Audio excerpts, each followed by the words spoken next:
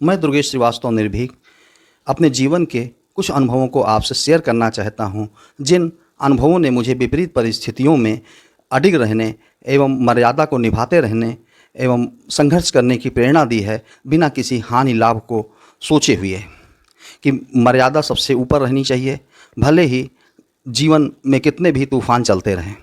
इसकी प्रेरणा मुझे इन घटनाओं से मिलती है। मेरे पिता राजकीय इंटर कॉलेज में प्रधानाचार्य एवं प्रवक्ता रहे। यह बात 1977 की है, जब वह उत्तरकाशी जिले के बड़कोट में प्रधानाचार्य थे। एक बार वह राउंड पर थे। उसी समय जिला विद्यालय निरीक्षक महोदय विद्यालय का निरीक्षण करने पहुंच गए। उन्होंने देखा कि प्रधानाचार्य जी राउंड कर रहे हैं और वो जो है उनके कार्यालय में उनकी कुर्सी पर जा कर के बैठ गए और इंतज़ार करने लगे। इधर जब पिताजी राउंड करके लौटे तो उन्होंने देखा कि उनके ऑफिस में कोई बैठा हुआ है उनकी चेयर पर। उन्होंने प्यून से पूछा कौन है, तो कहा कि जिला विद्यालय निरीक्षक महोदय हैं।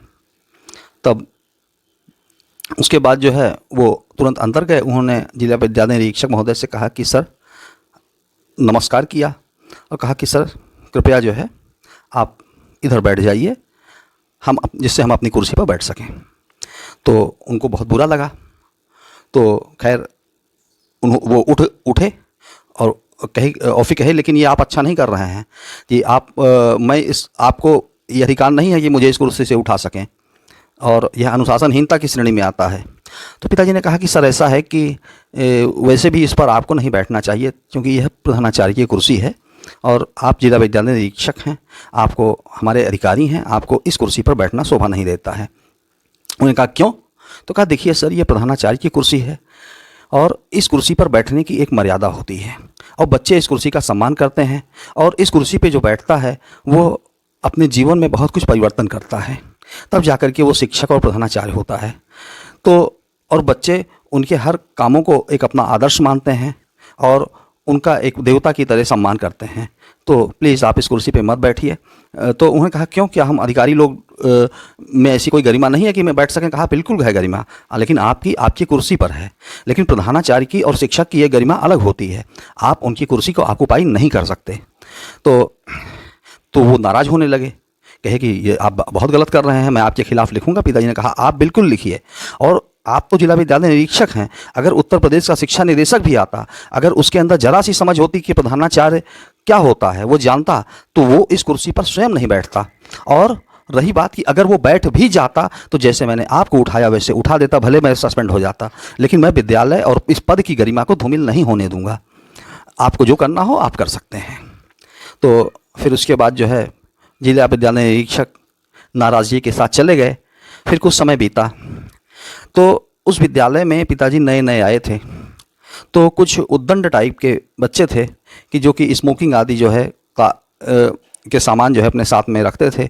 तो पिताजी ने देखा, उनको कई बार टोका, कई बार डांटा फटकारा, लेकिन ऐसा हो नहीं रहा था कि वो सुधरें। तो अंततः पिताजी ने जब देखा कि ये हमारे स्तर से नहीं सुधरने वाले हैं, तो उन्होंने उनके अभिभावकों को नोटिस लिखी कि कृपया इनमें ये कमी पाई गई और ये चीज़ें इनके पास से बरामद हुई हैं, और कृपया जो है मतलब बच्चे पे ध्यान दें कि जिससे इसका भविष्य उज्जवल हो। और 1 महीने का समय दिया। तो चूंकि उसमें जो एक बच्चा था वो किसी राजनीतिक दल के नेता का बच्चा था, सत्ता दल के नेता का बच्चा था, तो वो उनके पिता ने इस पर कोई गौर नहीं किया, नोटिस लेकर के रख लिया। अब लेकिन उसकी आदत में कोई सुधार नहीं हो रहा था, बल्कि उसकी उद्दंडता और बढ़ती चली जा रही थी। और इन्हीं उद्दंडता के कारण विगत 3 प्रधानाचार्य वहाँ से अपना लीव लेकर के वहाँ से अपना ट्रांसफ़र करा करके जा चुके थे। तो फिर उसके बाद जो है पिताजी ने दूसरी नोटिस लिखी, फिर तीसरी नोटिस लिखी, कोई रिस्पांस नहीं, पेरेंट्स का मिलने तक नहीं आए। तो पिताजी ने तीसरी नोटिस के बाद जब टाइम पूरा हुआ तो उस बच्चे को विद्यालय से निष्कासित कर दिया। जब विद्यालय से निष्कासित कर दिया तो उनके पिता बहुत आवेश में आए और कहे कि आपने ऐसा क्यों किया? तो उन्होंने कहा देखिए ऐसा है कि आपको 3 नोटिस दी गई थी। तो कहा हमारे रहते हमारे बच्चे का आप नाम काटेंगे, ये बहुत गलत बात है। और फिर यहाँ तक कि उन्होंने राजनीतिकरण शुरू कर दिया और विद्यालय के सामने जो है सैकड़ों कार्यकर्ता और जो है मतलब वो जनता को लेकर के विद्यालय का घेराव करने लगे और प्रधानाचार्य मुर्दाबाद के नारे लगने लगे। तो वहाँ पर पुलिस भी आई। तो संयोग से जिलाधिकारी महोदय उस समय, उत्तरकाशी के जिलाधिकारी महोदय उस समय आए हुए थे बड़कोट में, तो वो भी विद्यालय पहुँचे। तो उन तक बात पहुँची, वो भी विद्यालय पहुँचे और उन्होंने देखा, उन्होंने कहा कि प्रधानाचार्य जी, बाहर की समस्याएं वैसे ही हम प्रशासनिक अधिकारी निपटाते रहते हैं, कम से कम आपको अपने विद्यालय को जो है मतलब तो शांत रखना चाहिए। और अगर चलिए एक बार जो है हम संभाल लेंगे, हम बार बार तो नहीं संभाल पाएंगे। अगर इस तरह की घटनाएं होंगी तो कि विद्यालय के घेरा होगा, ये क्या हो रहा है। तो पिताजी ने कहा, सर हमने तो नियम से काम किया है, जो नियम होता है, और मैं एक बच्चे की अनुशासनहीनता के कारण बाकी बच्चों को मतलब ख़राब नहीं होने दे सकता। तो उन्होंने कहा, भाई देखिए ऐसा है, मैं ऐसी छोटी छोटी घटनाएं मैं रोज़ नहीं संभाल सकता हूं। तो पिताजी ने कहा, सर अगर आप नहीं संभाल सकते हैं तो मुझसे क्यों कह रहे हैं, मैं क्या कर सकता हूं, आप अपने उच्च अधिकारियों से कहिए। तो जिला विद्यालय निरीक्षक महोदय कहे, क्या कह रहे हैं आप। तो उच्च अधिकारियों से क्यों कहें। तो कहा कि सर ऐसा है कि मैं ये कह रहा हूँ कि अगर आप नहीं संभाल सकते हैं ऐसी घटनाओं को, तो आपको अपने उच्च अधिकारियों को सूचित करना चाहिए कि वो आपके स्थान पे किसी ऐसे को भेजें जो नियंत्रित कर सके, क्योंकि मैं क्या कर सकता हूँ इसमें। और रही बात की जो है कि एडुकेशन कोड के हिसाब से मैं विद्यालय संचालित करूँगा, या तो मुझे लिखित आदेश आप दे दीजिए कि एडुकेशन कोड का पालन नहीं होगा, छात्र जो भी चीज़ें लाना चाहें विद्यालय में नियमों के विपरीत, और जिस तरह से चलना चाहें उस हिसाब से विद्यालय चले, आप मुझे लिख के दे दीजिए कि एडुकेशन कोड का फॉलो ना हो। तो जिला विद्यालय ने तो उस समय जिला विद्यालय निरीक्षक महोदय भी थे, तो उन लोगों ने जो है देखा, तो इन्होंने पूरी फाइल दिखाई, 3 नोटिस गई थी, पेरेंट्स का कोई रिस्पांस नहीं था। तो जिला विद्यालय निरीक्षक फौरन समझ गए, उन्होंने कहा कि देखिए ऐसा है कि अगर आपने इतनी सख्त बात कही है और मुझसे कही है, तो इसका मतलब कि आप पूरी तरह से सही हैं, तभी आपने मुझसे ये बात कही है। अब ऐसा है कि उन्होंने तुरंत वहाँ के थाना इंचार्ज को बुलाया बड़कोट के अंदर, और फिर उनसे कहा कि ऐसा है कि विद्यालय के बाहर सुरक्षा लगा दीजिए और प्रिंसिपल साहब के साथ गनर लगा दीजिए, इनके घर पे गनर लगा दीजिए, और रही बात कि कोई उपद्रव नहीं होना चाहिए और बिल्कुल स्ट्रिक्ट रहिए, और बाकी मैं संभाल लूँगा, जिलाधिकारी महोदय ने कहा। और फिर वो बाहर निकले, उन्होंने लोगों से कहा, जो आंदोलन कर रहे थे, कहा कि ऐसा है कि आप लोग जो है अपनी लिखित शिकायत दीजिए और मैं उस पर जांच करूंगा, अगर दोषी पाए जाएंगे तो कार्रवाई होगी, लेकिन ध्यान रहे कि इस तरह से विद्यालय का वातावरण जो है आप लोग ख़राब नहीं करेंगे घेराव करके, और जो बात करना हो आप मुझसे बात करिएगा। तो उसके बाद जिलाधिकारी महोदय चले गए। तो यह, और बाद में उस विद्यालय में पठन पाठन का अच्छा वातावरण मिला, और जब वार्षिक उत्सव हुआ विद्यालय का, तो उसमें कई बच्चे जो है गेम में स्टेट लेवल में आ चुके थे और उनको मेडल मिला था, और बच्चों की पढ़ाई अच्छी हो गई थी, क्योंकि एक बिल्कुल पब्लिक स्कूल की तरह से टाइम से सब बच्चे आते थे, अनुशासन में रहते थे। तो जो वार्षिक उत्सव में वो नेताजी भी आए जिनके बच्चे को निष्कासित कर दिया गया था। तो उन्होंने जब देखा तो उन्होंने कहा कि प्रिंसिपल साहब, ये मुझे बिलीव नहीं हो रहा है कि हमारे बच्चे इतना अच्छा अंग्रेजी में भाषण दे सकते हैं, इतने मेडल ला सकते हैं, इस तरह से कार्यक्रम कर सकते हैं, हमने तो कभी नहीं सोचा था। आपने तो हमारे मतलब इस विद्यालय में एक ऊर्जा ला दी है, हमें लग नहीं रहा है कि हमारे क्षेत्र के बच्चे हैं। तो पिताजी ने कहा कि देखिए नेताजी, ऐसा है कि हमारा तो ट्रांसफ़र होता रहता है, मुझसे कोई लेना देना नहीं है, लेकिन अगर इस क्षेत्र में हम प्रिंसिपल रहते हुए अपने दायित्व को निभाएंगे और आपके बच्चों को अच्छा बनाएंगे, तो आपका क्षेत्र ही विकसित होगा, यहीं से आईएएस और यहीं से मंत्री और मुख्यमंत्री और प्रधानमंत्री तक लोग पहुंचेंगे, और आप लोगों का ही नाम रोशन होगा। हमारा क्या है, हम तो 4 दिन बाद चले जाएंगे, कोई हमें पहचानने वाला नहीं होगा। तो फिर नेताजी को बहुत अफसोस हुआ, उन्होंने कहा कि ऐसा है कि अब मैं लिखित रूप से क्षमा मांग रहा हूँ और आप मेरे बच्चे को सुधारिए और विद्यालय में पुनः लीजिए आप, और मैं लिख करके दे रहा हूं कि आप उसे जिस तरह का दंड देना चाहें दें, और मैं पूरा ध्यान रखूंगा। तो उन्होंने उनके बच्चे को वापस ले लिया विद्यालय में और वो बच्चा पढ़ने लगा। और इसके अलावा एक घटना जो है और रही कि उस समय जो है, हालांकि उत्तर प्रदेश उत्तराखंड नहीं बना था, उत्तर प्रदेश एक था, तो लेकिन तभी पर्वतीय संवर्ग और जो है मैदानी संवर्ग बना हुआ था। तो एक अपर शिक्षा निदेशक पर्वतीय होते माध्यमिक शिक्षा में। तो पिताजी एक बार बीमार थे, वो उस समय अल्मोड़ा ज़िले के स्यालदे में उस समय थे। तो बीमार थे वो, तो छुट्टी कुछ लंबी हो गई थी, तो जिसका सैंक्शन जो है उन्हें वहाँ पर्वतीय के अपर निदेशक से करवाना था, जो इलाहाबाद में बैठते थे। तो पिताजी इलाहाबाद गए, और चूंकि उनका स्वास्थ्य जो है स्वास्थ्य गड़बड़ था और पर्वत का वातावरण जो है मतलब उनके स्वास्थ्य पर प्रतिकूल प्रभाव डाल रहा था, तो इसलिए भी वो चाहते थे कि उनका जो है मैदानी क्षेत्र में ट्रांसफ़र हो जाए।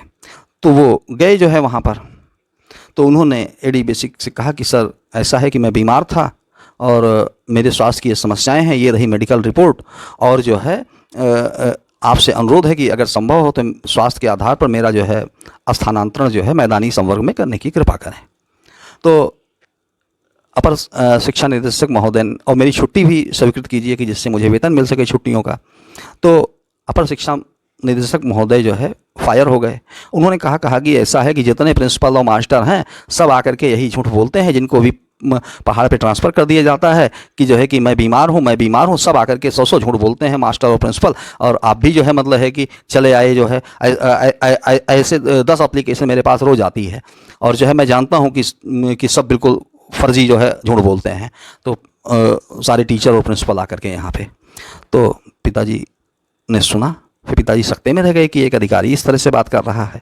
तो उन्होंने कहा कि सर ऐसा है। तो उन्होंने एप्लीकेशन जो टेबल पे दिया था उनको, तो उसको वापस ले लिया और उसको तुरंत फाड़ दिया। कहा कि सर ऐसा है कि अगर जो है आप कह रहे हो कि मास्टर और प्रिंसिपल सब आके झूठ बोलते हैं तो ये गलत है।